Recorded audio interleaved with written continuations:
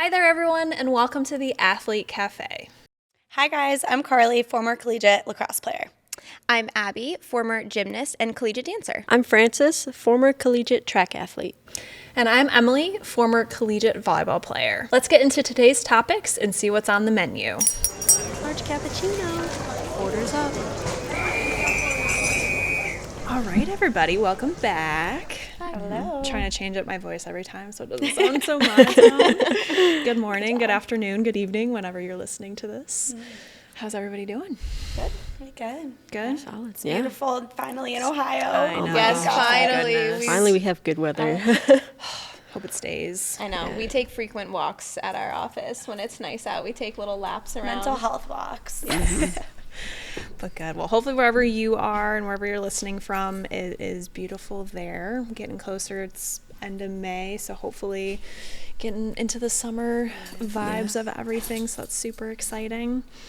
Well, good. Awesome. All right. So I think today, again, I know in our last podcast, I said we just have a ton of topics to talk about. In our last one, we went through athlete identity and just felt that that's an important thing to touch on earlier on in our process here of podcasting. But I think we wanted to touch on one of our bigger topics. Yes. We definitely have some big topics that can be broken up into multiple episodes, and then we have some that are probably more one-offs. So we thought, obviously confidence was a big one that we'll retouch on later on, but we thought that the idea of coping with mistakes would be a good big one. Least and most favorite topic. Yes, a good topic to kind of start touching on. So, yeah, there is a lot of stuff to dive into with coping with mistakes. So I think we're just going to kind of do a little intro today and then touch on a couple aspects that we feel are pretty important to just understanding the basis of it. And then hopefully in the next podcast, we'll be doing a little more about like actual tangible techniques and tools to use to help work through those mistakes. But yeah, so coping with mistakes. Yeah. What do you guys think? Do you guys talk about this a lot? All the time. Every day. Every athlete I have comes to me with, I just can't get past mistakes. Yeah. Yeah. We've all been there. It's very, very, it's tough. You are not alone in your mistake making. So I think like the biggest thing that I want to start off with is kind of like a disclaimer that I always tell all of my athletes is, we're not here telling you to make mistakes. We're not forcing you down that path, and we're not hoping that you make them. We're more or less just here to, again, help build awareness. I feel like I'm going to say that a billion times in all these episodes, but just allowing you to understand the place that they have in competition and in practice, and then how you can become more aware of your responses in order to change how you perceive them. So yes, mistakes are going to be there. We're going to hopefully help you to build the awareness to respond differently so it doesn't impact your success as much as it might be currently doing. Right. Does that make sense? Yeah. How you guys kind of preface the acceptance is key. Accept that they are going to happen eventually. Right. We don't love them. No one likes them. You're going to feel different things from them, but accepting that you are not perfect and you are going to make a mistake. Yes. I think that's a harsh reality for some athletes. And probably everyone in your life has told you that. Mom and dad, your coaches, your teammates, your friends, your teachers, anybody that you come in, we all know it. Right. But it's a different piece of being able to accept it and be like, okay, how can I have this change me a little bit? So my favorite thing that I do with my athletes, and mostly in my first session with them, I'm like, so can you imagine in your sport what a perfect game would look like? If nobody made mistakes, if there was nothing, no issues, no conflicts, like what would that look like? And in volleyball, if nobody made mistakes, it would just be back and forth. Like, I don't even know how a rally would end.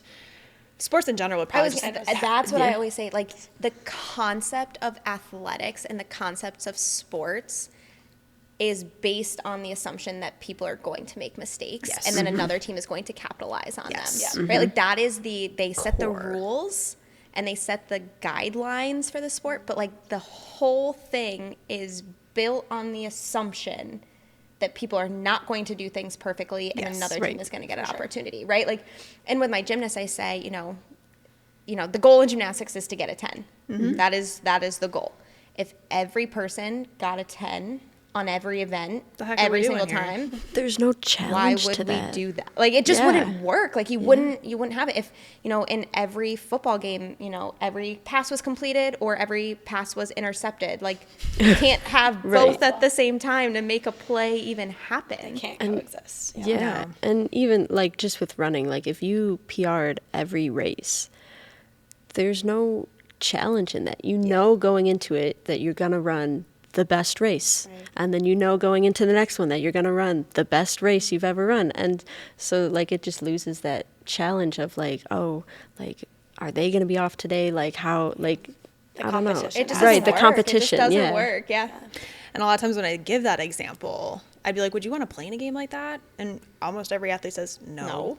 I can't even imagine what that would look like. And I'm like, okay, so you're aiming for something that doesn't exist and it won't exist.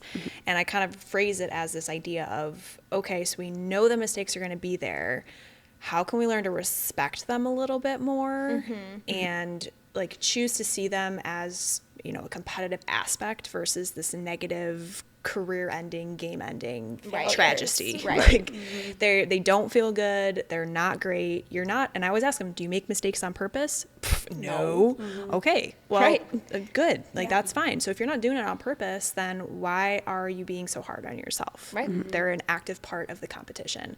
I tell any of my like baseball players, when you go up to bat, what is the pitcher trying to do? Strike me out. Okay. So if you go back up to pitch, what are you trying to do? Strike them out. Yeah. Okay. Like we're all on the same page here. We're all the on same the thing. same goal. And like, it's baseball is just such an interesting one. It is in softball too, like games of failure. Yes. Like that is just what it is. And mistakes have so much value, and your parents and your teachers and your coaches are always like, well, you learn from mistakes, you get better from mistakes. And like, yes, that is absolutely true.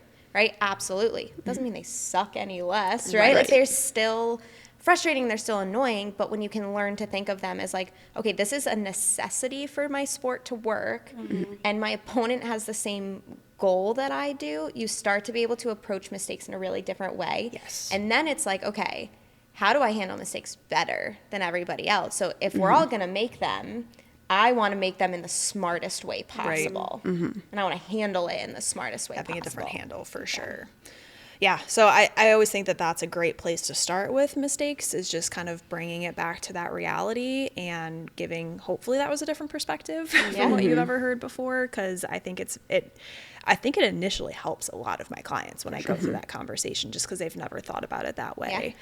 Well, I think that they're so like, just give me the tangible skills that I can use to get over them. Like, Yes. no, Right. you need to think about them as a whole. Like, Yes. you need to think about like how you feel after, how you feel during, what you look like. Like all of those things play into the way that you are going to enable, inevitably be able to cope with them in the end. But that's why I think this is so important that we've broken this big topic down, because it's like, we need to start here. We need to start with like this discussion, and then we can get to the tangibles, like the skills, right? Like, and I know that athletes just want the tangibles, but they're not going to mean as much, and you're not going to know why you're doing them if we don't start here. Or make it as consistent. That's a good if point. you don't. So I think you bring up a really good point with that, Carly, of like just this personal awareness and this idea of, I think we talk about composure. oh my gosh, all So the time. why don't you go into that a little bit? Yeah, so I think like the biggest thing that I start with my athletes on is like, what does composure look like? What's your definition of it? Like if you could picture a, like who's your favorite athlete when they're playing, are they composed? If so, what does that look like? Or the opposite, what does not being composed look like? Because we've all seen it. Well, and it's sometimes interesting too to think about like how kids perceive what my composure gosh. is. Oh, yes. Oh, yeah. Everyone has a different answer. Yes. Yeah. And I think, I don't think there's technically a wrong answer, right? No. But I think like in my personal eyes, and you guys chime in, but it's more like, okay, you handle pressure well, especially in lacrosse. Like when you're an attacker, you have two defenders on you, like you're being able to handle that pressure well, and you're not like throwing a fit, right? You're not like freaking out, panicking, and especially after a mistake, you're not throwing a fit, throwing your stick on the ground, like screaming at people. That's kind of how I view composure in my sport. What about you guys? Yeah, I think like with running, a composed athlete, because it's hard to like the concept of mistakes with running, but when you kind of get to that pressure part in your race where people might be passing you or challenging you, being composed in those moments of not like being able to respond when someone challenges you and tries to like push ahead, right? And so I think that's more so what it looks like with running. I feel like with volleyball, I mean, composure is just, has to be similar to lacrosse, right? Of just, if you're making probably error after error, or just the body language and like the shoulders dropping, or like the facial expressions. Like if you just shanked 2 balls and you got this look on your face, like wide eyes, it's coming right back to you. Like you're targeted. So I think that composure is just being able to kind of handle those mistakes, and again, understanding what they're doing for you and being able to say, okay, like I'm good. I just got to get the next one. I got to move on. So it's more of that, I think. Yeah. And physical. How many times, like, I don't know if your coach, my coach definitely did, like, that girl's panicking right now. Like, target her, right? Like, you look for that type of stuff, that body language, that, that composure to not, to not be composed, and then you're like, let's target that person, right? Which is messed up, but it goes back to our point of like, that's the whole point of sports. Yeah, you capitalize off of it. Right, if you can be more composed when you're panicking, even if you're panicking on the inside, and you can be composed on the outside so nobody knows to target you, it's a little different. For sure. Gymnastics is interesting because there isn't that targeted thing, and that's actually something I talk a lot with my gymnast about, is the girl, however the girl competes before you doesn't determine how you compete. Just because she fell on beam doesn't mean you're going to. And I think beam is such a, that is where I see and have seen as a coach the most composure breakdowns. You can see it, the whole goal of beam is to get on the piece of equipment, do all of your things, and get off with not coming down in between, right? You don't want to fall. So you will see those girls, and I am very guilty of it, where you fall in the middle of your routine, and you have to get back up and finish, and it is like they don't want to be up there. They're like, you're just whipping through your skills, and then after you make one mistake, then you make another. You fall once, and then you're so not composed and not focusing on what to do for the rest of your thing. You just, you kind of just give up, and then, you get off, and if you watch college gymnastics, you see the really, really dramatic salute, like with the head back and like the flick of the wrist and everything.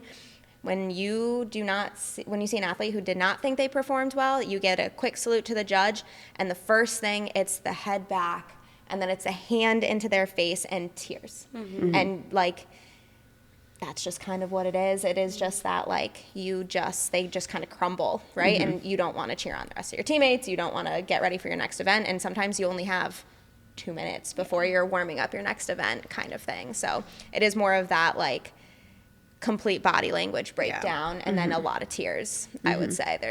And I don't know if there should be tears, right? That's something that the gymnastics world is very divided on, of should you cry on the floor, should you not? But yeah, it's the body language in gymnastics for sure. Which I think is like the perfect second question that I always go to after composure is like, ask yourself, visualize yourself playing, like, how does your performance change after you do make a mistake? And maybe it's just one. And then how does it change after 2 mistakes, right? You have to identify, and this can be, a physical, change, a mental change. Like, do you make more mental errors then? Do you rush through your routine, right? Do you make a really bad pass in lacrosse? Like, what do you do after you make a mistake? Do you overcompensate and try to make up for it? Whether, you know what I mean? So asking yourself those questions, I think, is so important. I think it could also, and I know I asked this, and you could even ask your parents or your teammates, like, I always ask, if I was there watching you, what would I see? So if you don't really know what you do or what you look like, ask the people around you. Like, I know you were just having a conversation with an athlete where you were like, you got to be a little bit aware of your body language. And if you don't know, ask. People will tell you if you ask them. Or video it. That's true. My client, client that you're talking about, she thought, when she makes a mistake, she kind of just becomes a little introverted and just doesn't talk. She's like, I know I get angry, so I don't want to put that out on other people. So I just kind of keep it to myself. And she's like, but then people like don't come up to me, and like my coach says that I'm not trying as much and I'm not giving as much effort. And she's like, why would she think that? Like, I'm not doing anything to anyone else. I'm keeping it to myself. I'm like, okay, but do you realize how you look when you're trying to do that? And she had no concept of that. And I'm like, okay, let's like build this awareness about it, because maybe you don't think it's coming across a certain way, but it is. So just being open to that awareness. And then you become kind of that target or pinpointed, but for other reasons from even your own team a little bit. Yeah, coaches, like, they have an opinion on that. I think one of my coaches' big thing was like, do not talk to the refs. Like, if I see you talking to a ref after a bad call, or you make a mistake and you're just frustrated, like, gymnastics too. Oh don't talk my to God, do not speak to the refs. Don't, trash talk the other team. Like, if there's a certain respect, and, with as we will talk more about this, your emotions, like I always tell my athletes, you're allowed to be pissed. Yes. Be Yeah. pissed, be sad, be whatever negative emotion you want to be. But the most important part is how you handle that emotion. Yes. You have Not to like stay composed. you have to be positive. I will never tell you that you have to be happy about making a mistake or you have to stay positive. That's a really Like, important point to bring up. Yeah. Yes. If you make a mistake, if you miss a pass or you drop a ball, are you going to chuck your stick and go up and punch the teammate that came in? I might threw want it to you? to. You might want to. But You do I might do be that? frustrated, Right. but how are you going to kind of work through that and process that to get past that emotion in a different way?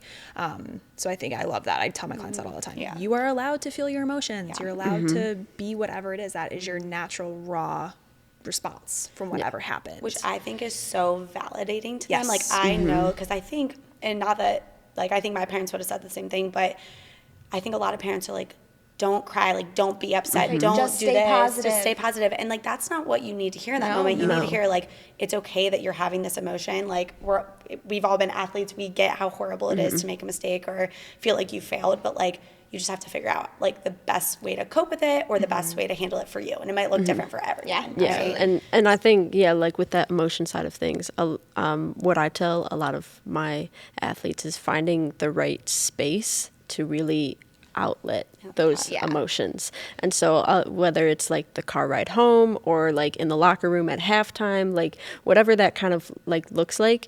I mean, yeah, in the middle of a game, you don't want to be having like a tantrum because you made a mistake, right? But those emotions are real and you're feeling it and it's okay.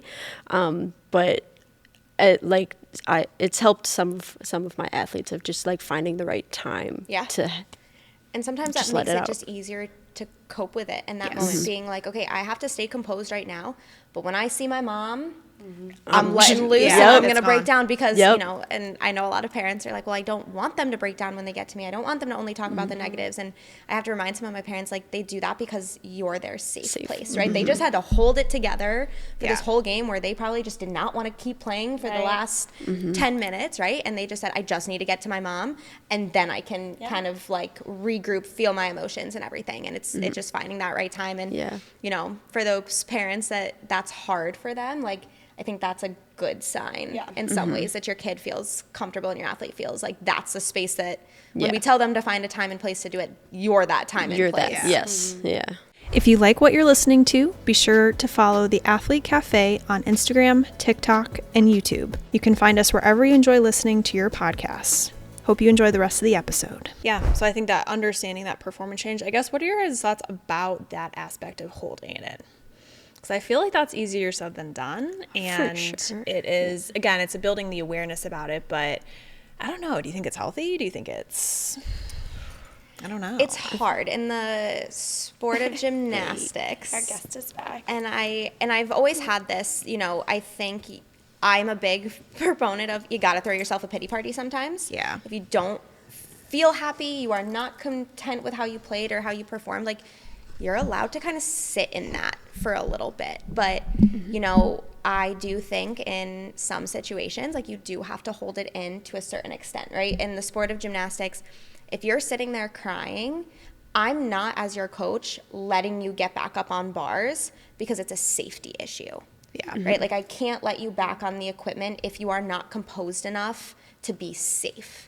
So that is where I very much say, like, yes, you need to feel your emotions and not hold it in, but I need to put your safety first. So that is, I think, why as a coach, I would ask my athletes, like, I'm all about crying, but you can't do it right now. So I think there's a balance of, I think you need to let it out, but in, when you're kind of boiling over a little bit, how do we, simmer it back down so that, like, you are letting some of it out. You might have to hold parts of it in, but like you're getting to kind of this level where you can at least still be safe and still perform effectively, right? And if it gets to the point where we can't do that, then maybe it's okay. We're gonna let it out right now. We're gonna kind of have this thing, and maybe our performance needs to take a back seat, and we're not going to finish practice or we're not finishing this meet, and then we'll deal with that later. But I think it's, in gymnastics, it's a safety issue for me. So it's hard and it's very challenging because I want to say, like, don't hold your emotions in. You need to feel validated. You need to feel them. Like, you need to get that out. But then you got to be safe at the same point. So it's, and we'll talk later of, okay, we have these coping with mistakes kind of tangibles.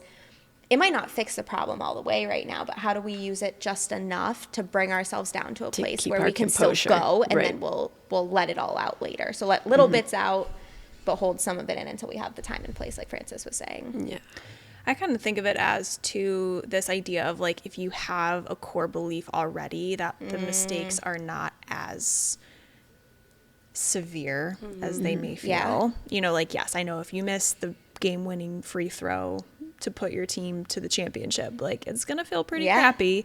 But again, it's like, you throughout your game, to me, it's like you keep that composure and you can hold it in best because you can automatically like process those mistakes so you can like differently. automatically lessen Yes, that. lessen that Quit more quickly from the get-go. Does that make sense? Yeah, no, I like that way of thinking of it. And I think like that kind of goes to my opinion on your question, in the sense of, in an ideal world, I think you hold it in. I think you find that safe space to like let it out in like the appropriate moments. I think that's, in my opinion, just like the way I was raised and the way I kind of see sports is like keeping that composure until you need to let it out. But I think the beauty of our job is, and what we've seen so many times, is like a lot of kids and a lot of athletes, not just kids, like just don't have that capacity to do that because they've never learned the skills to do that. So like going to your point of like, if you can kind of change that belief surrounding it, it will ultimately help you, and like throughout all performances, it will decrease that feeling for you. So then you won't probably have to cry in the middle of a performance.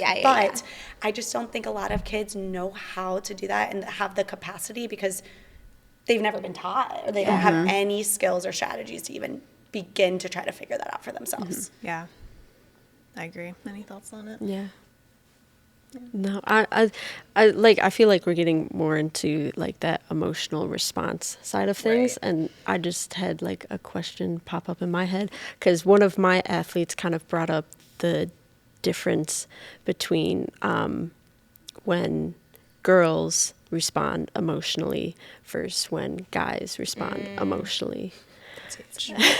I feel like even now with like WNBA, NBA, like there's been a lot of things in the media just surrounding how people. Yeah, and I feel like for one. and I feel like girls a lot of the times are the ones like being told like you can't cry, you cannot show that like that is like very bad like for girls, and whereas guys, not that it's better or like more like I don't know, there's just I feel like there's a difference too of where it's almost more accepted to see a guy get upset during a game.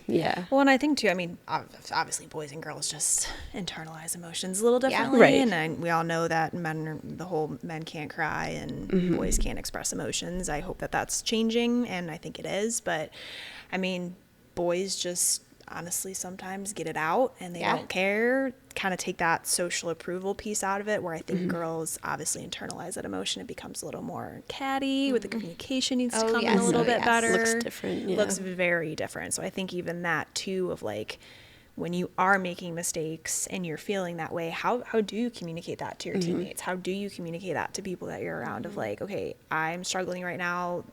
I need you to support me. I need you to give me some things to help me work through this. But being open to, I think maybe that is a good point of like how else to work through that internalization of like leaning on your teammates. You know, I think with boys, I remember at our men's team in college, our men's volleyball team, like I would watch them sometimes at practice if I was around, and they would just like, someone would make a mistake and he'd be like, dude, that was horrible. What the heck? And he'd be like, I know.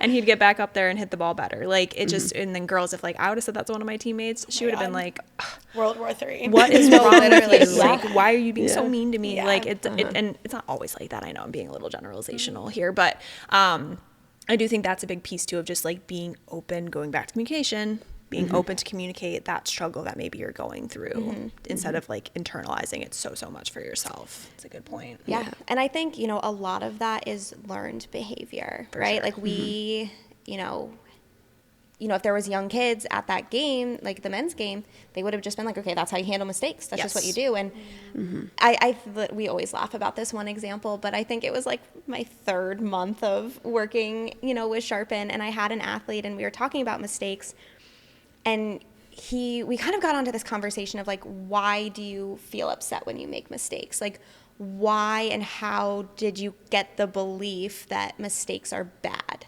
And he was like, well, you know, when you're watching games on TV. And he's a baseball player, so we were talking about baseball, and he also really likes football, so we were talking about that too.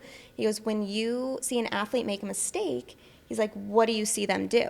And he was asking me these questions. He was like, what do you see them do? And I was like, wait, what? Who's who here for a second? But I was like, well, you see the cameras pan immediately to the athlete having the breakdown on the side. You immediately, I mean, when somebody misses the game-winning field goal, they show all the footage of the team celebrating, but they are always panning back to the kid that missed the field goal, right? And he's like, you see people throwing bats, and they get the media coverage. They, you see them, throwing things on the sidelines. And he was like, I thought that is how I had to respond to a mistake.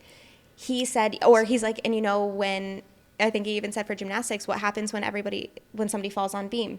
The entire crowd goes, "Aw." Yeah. And he's like, I just thought I had to feel bad for making mistakes. I had to, not feel composed after I make a mistake. And he's like, I just thought that generally mistakes were the absolute worst thing that I could do, and everybody was going to notice them every time because that's what I saw my role models doing, and that is how I saw it portrayed on TV. And I was like, how old are you? I literally, my jaw dropped, and you will find I am not speechless hardly ever, but in that moment I was speechless, and I was like, holy crap, that makes so much sense that we think mistakes are these terrible things because that's how everybody treats them all the time, and you make a mistake and your coach screams at you, or you get taken out. Right. Of course you're gonna have this core belief that mistakes are the worst thing you could possibly do as an athlete. Right? Yeah. And they're just not, but that is what gets the coverage. That is what gets the attention. Mm-hmm. And I mean, again, going back to some realism here, there is a truth. If you're making a ton of mistakes, you've got a game to win. You've got pieces to it, right? And I mean, yeah, it does suck being that guy who misses the field goal, but it is. My heart always breaks for them. Same. Yeah. But it is true of you've still got, I feel like a ton of my coaches, it's always okay, we got to go out there and you got to get all this stuff and you got to get these kills and pass a 3.0 pass.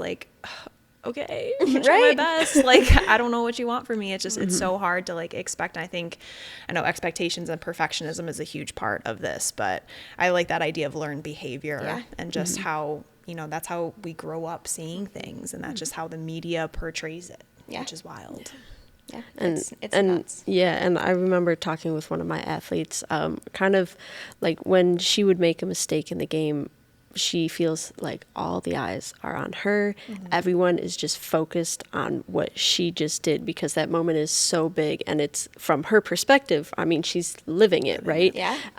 But trying to have the concept of, okay, other teammates have made mistakes, right? And the world's not ending, right? No one's and you've probably already forgotten about it. Right, yeah. And something that I told her, which I feel like it kind of sounds harsh, but at the same time, it helped her. So, but you're not the main character, right? That's my favorite conversation. I love that one. And yeah, and so because she would always just be worried, what our coach is gonna think. I just made a mistake. What are my teammates thinking? What are my parents? And the whole crowd just saw me make this mistake, and I'm like, yeah.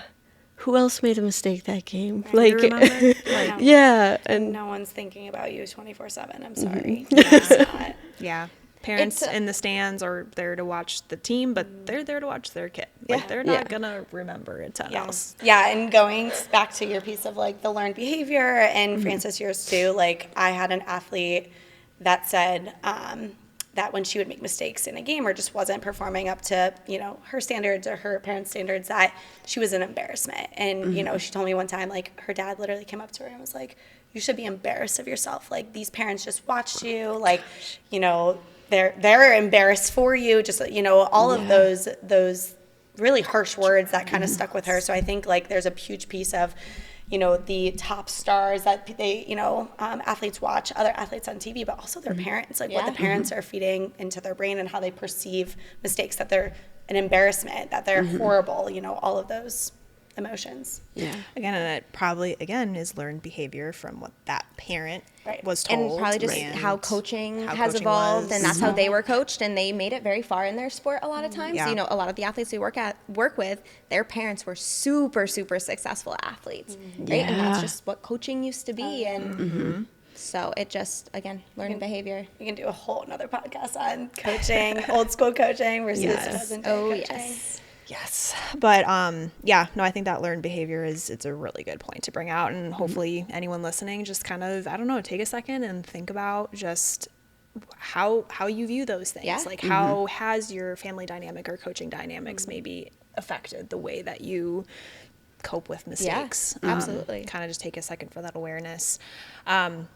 But going back a little bit towards just this emotion, behavior, connection, this is one thing we talk a lot about with our athletes to understand, like you said, getting a baseline of like, okay, how do I respond? How do I react before I can try to change it?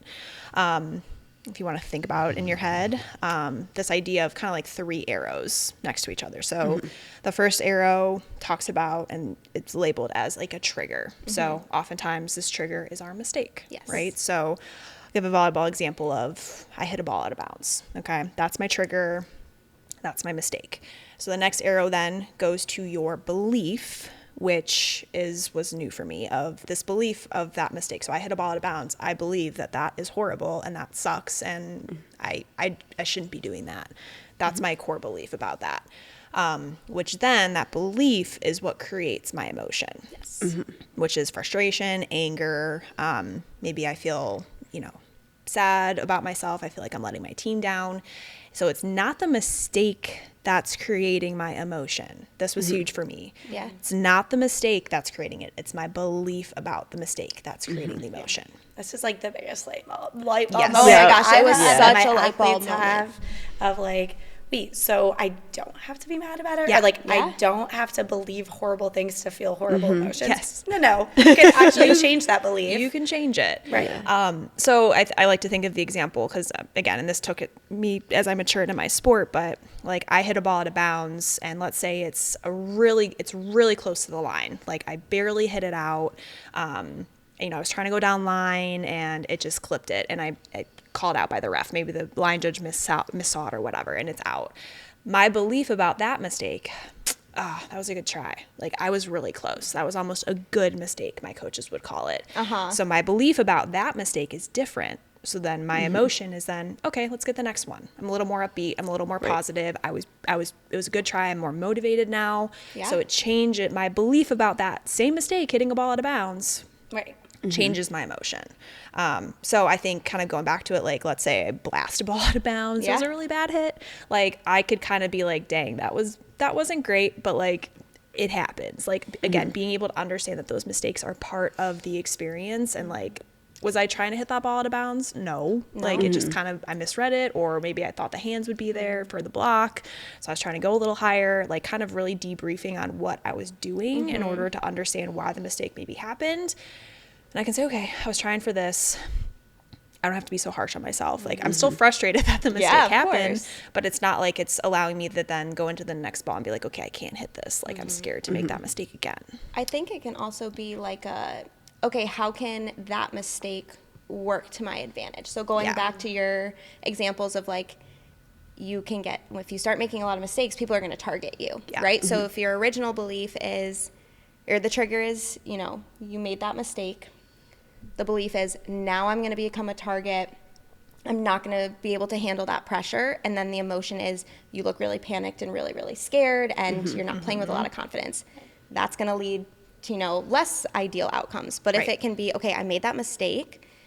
Now I know that they're going to target me, and I know that I can come back from this mistake. So they're going to target me, and I'm going to be able to handle it. Then it's like okay, great, give it to me. Like, I want this. I want you to target me so that I can, really capitalize, because nobody's going to be expecting me to. Right. Using your sources of confidence to help you work through that mistake that you just made, to believe that. Yeah. And re-looking at, like, how can I make this performance change for me in a positive way, not in a negative way. Like, I think at the beginning we were talking about, like, the negative aspects to how our performance changes after a mistake, but this is more like, okay, if I change this belief, like I can ultimately change my emotion, which will then help me perform, and my performance will change go up. Yeah. in a positive way. So.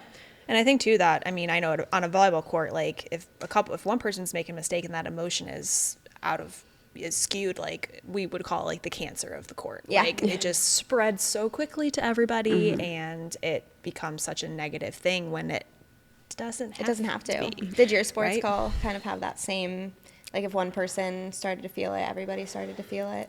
Running is so hard to like think of mistakes, like unless it's like the entire outcome of the race, looking at that as your mistake of like sense. You didn't PR, you didn't get the place that you wanted, but like in the moment of running, I mean, there's the sprinter side of it where you might make a mistake in the blocks, and so like your first couple steps out, but how like knowing that the race isn't over until you cross the finish line, right? And so it's just like you different. Like I feel like there's more examples of mistakes in other sports, and it's just harder to pick it up with track. Yeah, so I think that makes that's sense. a really interesting, and that's just helpful for us to know when we are working with track athletes that we have to kind of find a different way to explain it maybe. So just good to know, and every sport's so different. I feel like for me, I used to I viewed mistakes as like not a great thing, but I will say one of my biggest mental strengths was like I just used it as motivation to go do something better. Like, and sometimes there's like the overcompensation of that. That's kind of like a negative thing, but I felt like I would be like, okay, like I just dropped this ball, the other team got it. I'm going to sprint as literally as fast as I possibly can and try to get the ball back. Like just trying to do something I think to make myself feel better. So that even if the team as a whole was, one person wasn't playing well, you didn't have to let that affect you. And I think the beauty of a team sport is like, okay, yes, you make a mistake, but you have teammates. Like they can also you're not the only one out there. Like, they can help you and try to stop that girl or check the girl's stick and try to get the ball back, right? Like there's so many factors and so many different things that go into each game that like your one mistake most of the time is not detrimental. Your one mistake is probably not going to be the make or break of the game with exceptions. And again, I love this example too and this is again how you allow your perception and your choice of that, behavior or reaction to your mistake. But I always say in basketball is an easy example of like, okay, if you miss a free throw in the first quarter versus a free throw in overtime to win the game, it's the timing of the mistake. It's not the mistake itself, and a lot of times, I mean, I usually bring that up. That was a big light bulb moment.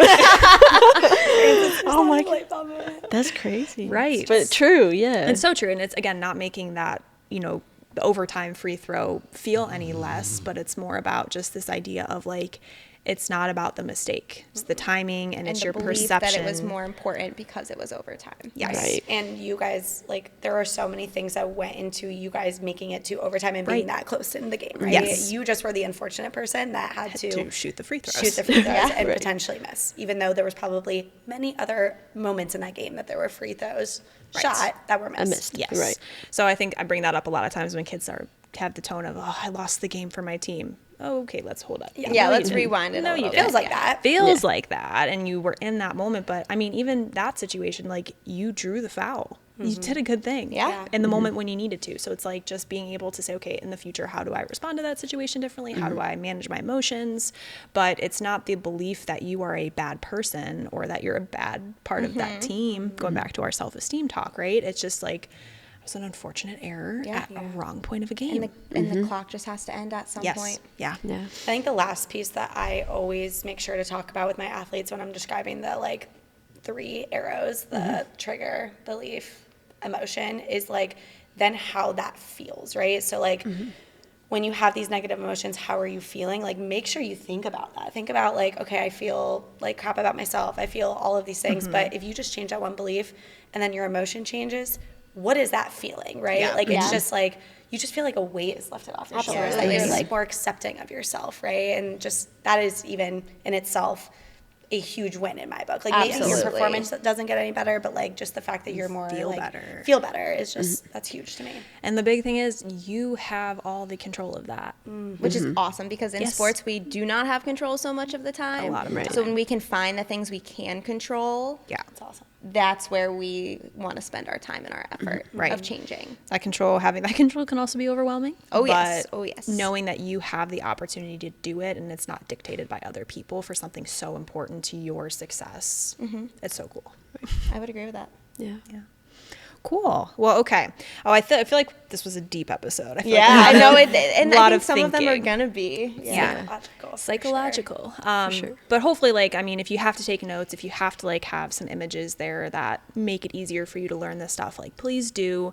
But hopefully, that whole 3-arrow trigger, belief, emotion there at the end was something that you're taking away from this, of just how to process. How do you process your mistakes, and what is your belief about certain mistakes? Maybe write out your 5 worst mistakes that you could ever think about making, your belief and your emotion along with that, and then do the same activity and try and change it. Change that belief if you can. Or if I can't change the belief, how can I possibly change my emotion, or have a different emotional response to it if you can. In our next episode, we're going to be going into a little more of the tangible techniques that we can kind of give you within coping with mistakes, because we have a ton, and they all work for different people. So we're excited to get into more of a tangible piece, and hopefully this will be a good precursor to just that part of coping with mistakes. Yeah. Awesome. Well, we will see you guys next time, all right? Yeah. Bye. Bye. If you like what you're listening to, be sure to follow the Athlete Cafe on Instagram, TikTok, and YouTube. You can find us wherever you enjoy listening to your podcasts.